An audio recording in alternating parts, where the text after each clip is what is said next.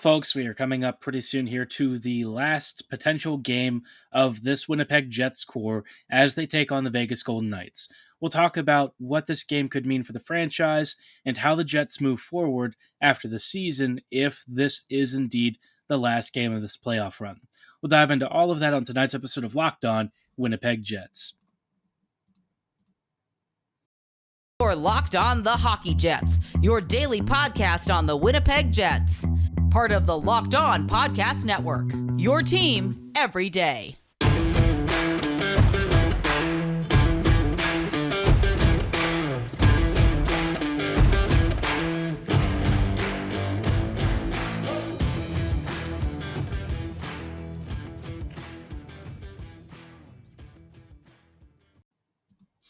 Hello, friends, and welcome to this episode of Locked On Winnipeg Jets, part of the Locked On Podcast Network, your team every day. I'm your host, Harrison Lee, an avid Winnipeg Jets fan and an online blogger. You can follow me on Twitter at HLivingLoco and at LO_Winnipeg Jets. As always, thank you so much for making Locked On Jets your first listen of the day, every day. Everydayers can find us on all of their favorite podcasting platforms and YouTube. So be sure to like, follow, and subscribe right now because, as always, we just really love and appreciate your support, and we don't want you to miss out on another episode. Today's episode is brought to you by Gametime. Download the Gametime app, create an account, and use promo code LOCKEDONNHL for $20 off your first purchase. Now, like I said, this game coming up tomorrow evening, this is a potentially season-defining, franchise-defining moment for the Jets. Winnipeg has had many, many years of successful seasons by the Jets standards, and certainly in terms of revenue and all that. But, in terms of the on-ice performance and the roster, things haven't always gone according to plan. The past couple of years, I think we've seen the Jets hit some interesting highs and some really bad lows. We've seen everything from a team that looked like a Stanley Cup contender to a team that, quite frankly, might have been the worst in the NHL, but was carried by Connor Hellebuyck. So, this Jets team has certainly had its fair share of roller coaster seasons. And now, this last game against the Vegas Golden Knights, if Game 5 is the last one, feels like the end of an era. The Jets have gone a long time with Mark Scheifele, Blake Wheeler. Of course, we've had Lowry around for a while. Morrissey has been a pivotal player for many years. Connor Hellebuyck the past several years has been crucial to this team's success. Even, younger players like Kyle Connor, Nikolai Ehlers, these guys are veterans by now. They've been around for a decent chunk of seasons. Scheifele, one of our earlier draft picks as well. So it sort of feels like Winnipeg is kind of rolling up on the end of this core, right? Dubois is probably gone. It seems like Scheifele might be gone too. It does feel like increasingly he's going to be headed in a different direction. Wheeler might retire. I mean, Blake physically cannot keep up the way that he used to. The previous game, Game 4, was like the best game that we've seen from him in a long, long time. And even then you could tell that for everything that he was leaving out there, it was just hard for him to max out and really push the pace. So, this team after this season is going to look pretty different, I would imagine. I think with the increase in the cap ceiling and Winnipeg just not really spending to the cap anymore, it sounds like the Jets are actually going to be trying to cut salary, which is super interesting, right? You saw it at the trade deadline. Winnipeg didn't make as many moves, and now here we are staring at a team that is basically down like a third of the starting lineup against one of the top seeds in the West. And if you ask me, this feels like a recipe for disaster. We sort of know how this is likely to go.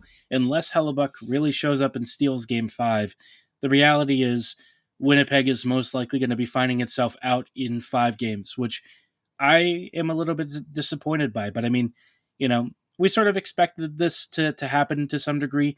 I think we all knew that getting out of the first round would be a bit of a tall ask, and it's like triply or quadruply so without like a decent chunk of your starting lineup. So Winnipeg obviously not in the best of states, but it feels like this is kind of the swan song farewell. And it really feels disappointing because for this team and for a lot of the players who have been mainstays on this roster, I guess I was hoping for a happier goodbye, but it feels like this is sort of I don't know, an unfinished business sort of ending, right? This team really should have been primed and destined for more. It should have been what people call a dynasty, even though it never really materialized. And instead, it just feels like we're saying goodbye to a team that hasn't really lived up to its potential, except for one real big season. There were some other years where the Jets weren't half bad and even made a couple of decent playoff runs, but for the most part, right, there's one team out of the past several that was the best iteration of this franchise. 2014-15 was like the teaser. 2017-2018, that was the year that teaser became something so much more. And it really feels like ever since then, the Jets have kind of been living in the shadow of that. Now, going forward, obviously the future of this team is looking not half bad. The future is getting brighter. I think the Jets could have a very interesting young core, and so it's not all doom and gloom. But I think for this current iteration of the team, it sort of feels like the Jets are leaving behind a bit of a mixed legacy if this is indeed the end of the road for a lot of these players. And it's not saying that it is 100%, but based on the rumors that are circulating and how the team has kind of been approaching some of the cost cutting stuff, it does make you think that to some degree the Jets are preparing for life without a number of these players. We'll talk about who might be headed out in particular and how the Jets can potentially, I don't know, start to plan for the future and what it will entail if indeed, game 5 is the end of the road for the Jets and they are not, advancing on hopefully to the second round. But before we go any further, I do want to shout out our friends and partners at Gametime. Buying tickets to your favorite events really shouldn't be as much of a hassle as it often is. A lot of you probably go to hockey games, concerts, and just about everything in between. You're looking for a way to not only save time, but save money. Gametime is here to help. They have a fast and easiest way to buy all of the tickets that you want, and they offer great things like flash deals, last minute tickets, and all sorts of cost cutting savings to make sure that the tickets that you're picking up are at the best possible price and they're easy to grab. You can find all of their easy to find tickets through their app, and they also give you in-seat views, so you'll never be, surprised by the perspective that you're getting, right? A lot of folks probably show up at event venues and they see, wow, there's an obstructed view. Anyone who has been to, Fenway knows that there's a huge column that blocks your view depending on where you sit in the stadium. No one wants to pay several $100 for that, and Gametime doesn't want you to either. They have, again, great deals, great pricing, last minute deals, flash deals, all sorts of specials, and their in seat view helps make sure that you don't end up with a seat that you're not happy with. So, snag the tickets without the stress with Gametime.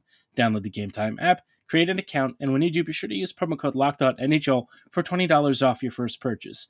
Terms apply. Again, create an account and redeem code LOCKEDONNHL for $20 off. Download Gametime today. Last minute tickets, lowest price, guaranteed.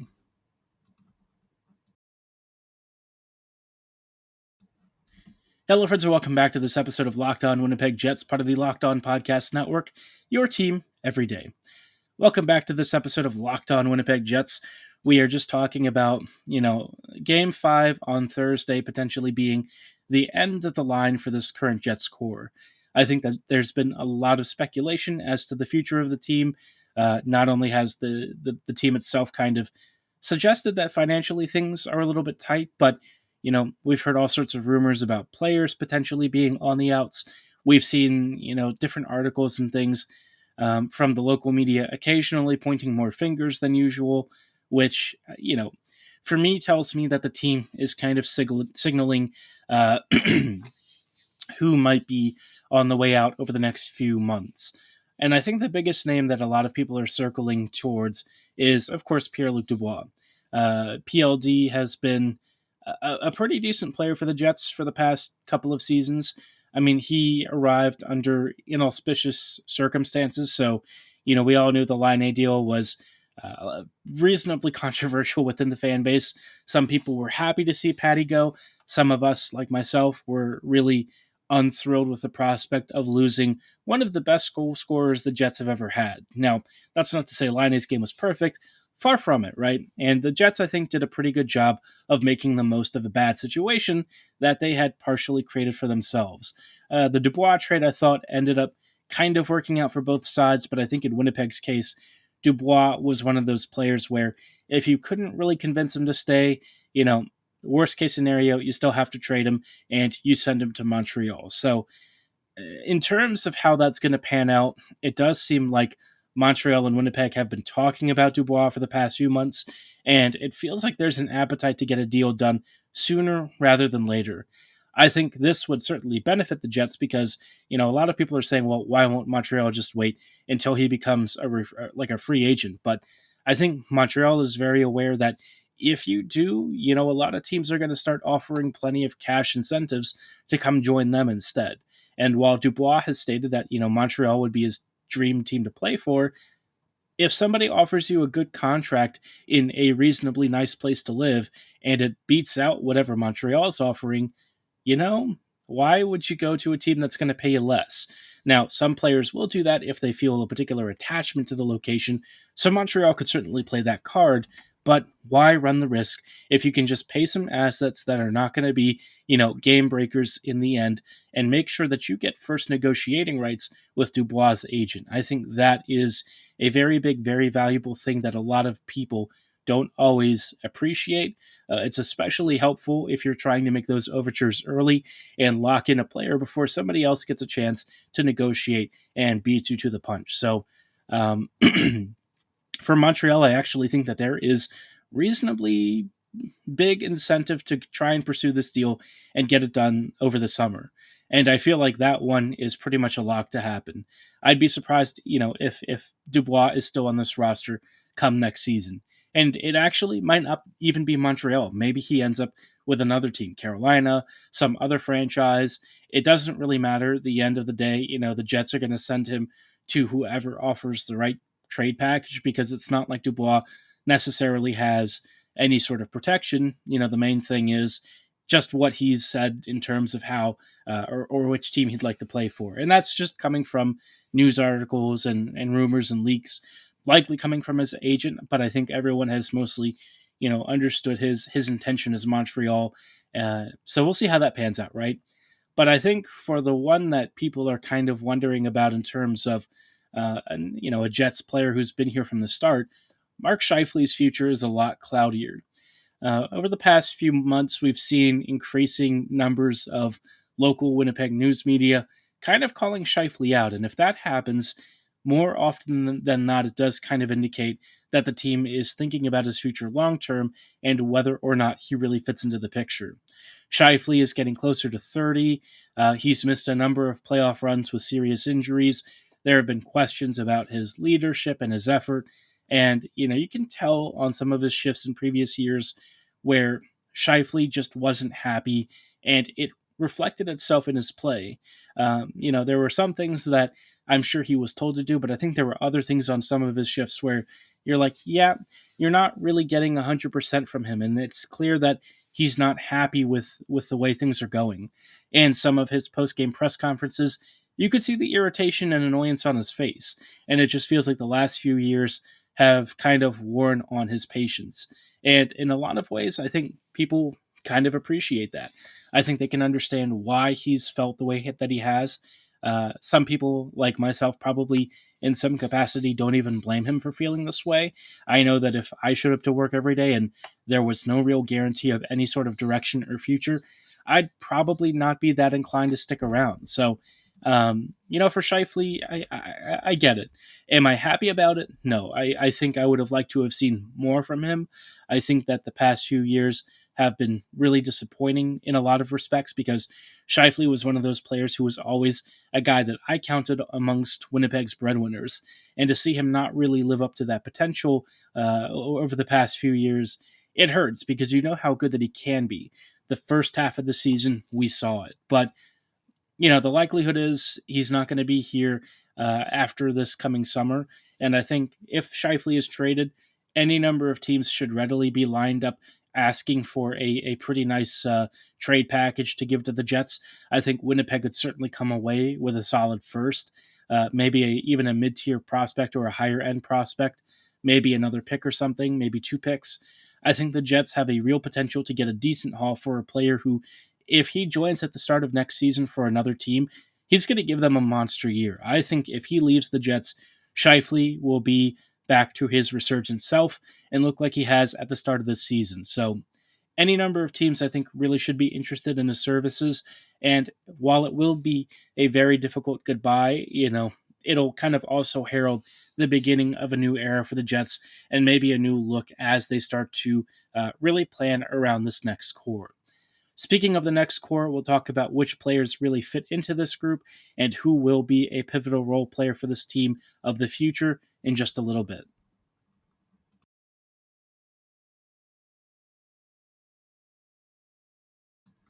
Hello, friends, and welcome back to this episode of Locked On Winnipeg Jets, part of the Locked On Podcast Network, your team every day.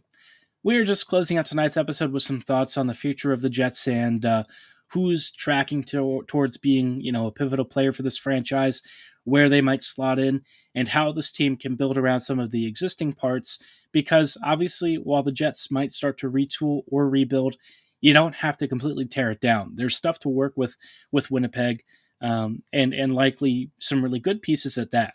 So, with Scheifele and Dubois gone, and perhaps even if Hellebuck leaves in free agency or something, that future core is going to be rather different looking. Wheeler might retire. We've talked about that.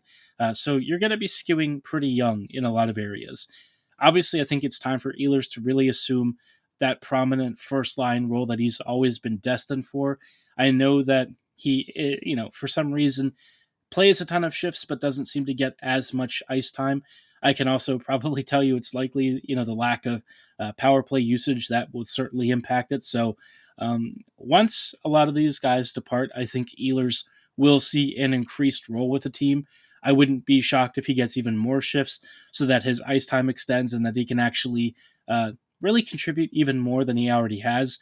He's clearly one of our best creators. You see it when he's on the power play or at even strength.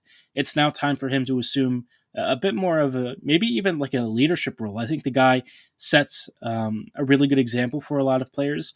I think that he really fights for the badge, and he's always very accountable for his performance. So I love him. I think he'll be a really important player and one of the guys that the Jets kind of identify as somebody that they build around. Cole Perfetti is also going to be one of those foundational players. We've already seen him having a really good Calder candidate kind of season. Unfortunately, that season was cut short due to injury, but I feel like with a full season under his belt next year, hopefully all things working out that way, you're going to start to see why he was such a heralded prospect and really get a sense of what he can do with increased usage. I still wonder if his true destiny is down the middle. I think, his foot speed maybe not being the best, but his extreme defensive awareness, his really aggressive forecheck, and his intelligence and distribution really tells us that, down the middle is where his eventual future is. I don't know if that's going to mean as like the first line center, but maybe just generically in the top 6. I don't even care if there's like a clear distinction, just as long as he gets top 6 minutes. I think that's what you want to see out of him. And also power play time, right? I think that would be crucial. It also wouldn't shock me if one day that we see Brad Lambert on his flank. I mean, Lambert is one of our most exciting prospects, somebody who I think has one of the highest ceilings in terms of talent and skill, but certainly could bottom out if things don't work out. But so far, with the Seattle Thunderbirds, Lambert has been crushing it. No real concern there. So the question is, when will he be ready to take that next step and come back to North American pro hockey and really use the skills and confidence that he's gained playing in the WHL? Eventually, I think Lambert will be one of our most pivotal attacking transition forwards. You can already see his effortless skating and how he can move the puck up and down the ice. It's just translating all of that into something effective at the NHL level. I think on the other end of the spectrum, you've got Rutger McGroarty, who, McGroarty is one of those players that I think is really underrated in Winnipeg's prospect pool. I remember when he was drafted, I was very skeptical about it just because I was unsure, taking him as high as the Jets did, would it really pan out? But so far for Michigan, McGroarty's been a monster. I think he's a very big secret weapon in Winnipeg's pool because His skating when he was drafted looked pretty bad, but he's working with an excellent skating instructor with Barb. I believe she's done work with some Olympic skaters as well. If anyone can work on his stride and get it up to pro level, even average caliber, I think it would make him a really, really dangerous player because skill wise, all of it's there. He's got great offensive positioning, a great shot. He's very persistent around the net. All of that stuff, I think, is a great tool set to work with. And eventually, McGroarty will very much slide into the top six and be a massive threat on the power play. On the side of the defense, I mean, Chisholm is probably going to be one of the minute munchers. I think for me, Declan still has some defensive impetuousness in his game, something where you see some decision making that is a little bit youthful. At some point, I think Chisholm will kind of calm the chaos in his game and start to take more control. But until that happens, he's still probably a little bit of a ways away. It's kind of different than Heinola, where Heinola was already playing a mature game at a very young age for Team Finland. With Chisholm, there's a little more patience and work that's needed, but the potential for him is astounding. Elias Salamanson, I believe is how you say his name. He's another defender who could be a really big minute muncher here. I think overseas he's had a pretty great run of form. From what I understand, he's been really driving play from the back end, creating lots of scoring chances. He's got a big shot. So, all of this kind of suggesting that Winnipeg's future core with Morrissey at the top and all of these really talented puck-moving D around him should make the Jets a lot more mobile and kind of, shift this team from being more of the static and poor passing team that we've seen in this iteration towards a more mobile, faster paced, and hopefully better passing, better distributing team of the future. So, look, I know that the present kind of feels a little bit grim, but I think Winnipeg's future longer term, if they really are pushing towards the skill and speed game that the modern NHL adopts, I think that philosophical change will pay off big time and make this Jets team a lot more watchable. I want to hear from you, though, what you're hoping for the future of the Jets. If this last game ends up being the last game of the season, let me know how you feel about the current iteration of the Jets. Are you ready to say goodbye to this team? Do you still want to see another run with them? Drop your comments and thoughts below or at my social medias at HLLivingLoco and at LO_Winnipeg Jets. For tonight's episode, though, that is going to be all the time that we have. Everydayers can catch us tomorrow to try and find out how Winnipeg is lining up. If Mark Scheifele is likely to return, if Ehlers will come back as well. We'll dive into all of that on tomorrow's episode of Locked On Winnipeg Jets. But for tonight, that is all the time that we have. Thank you so much for making Locked On Jets your first listen of the day every day. We will see you back here tomorrow. And as always, thanks for listening. Have a great night and go Jets go.